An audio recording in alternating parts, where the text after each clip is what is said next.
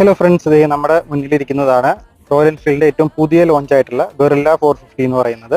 ഇത് mid variant വണ്ടിയാണ്. അതാണ് ഈ ഒരു കളർ ഓപ്ഷൻ കിട്ടുന്നത്. നമുക്ക് 3 ഹെഡിങ്ങിലായിട്ട് 6 കളേഴ്സാണ് ഈ വണ്ടി നമുക്ക് അവൈലബിൾ ആയിട്ടുള്ളത്.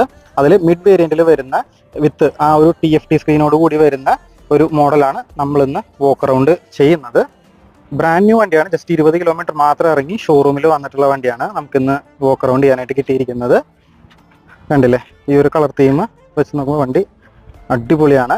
നമ്മുടെ ഹിമാലയയിൽ വന്നിട്ടുള്ള സെയിം 450cc ഷെർപ്പ എഞ്ചിൻ തന്നെയാണ് വണ്ടിക്ക് വരുന്നത്.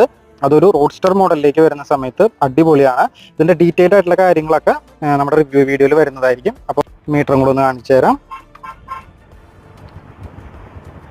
ഇതിലാണ് മീറ്റർ ഓണായി വരുന്നത്. വണ്ടിയുടെ സൗണ്ട് ഒന്ന് കേൾപ്പിച്ചു തരാം.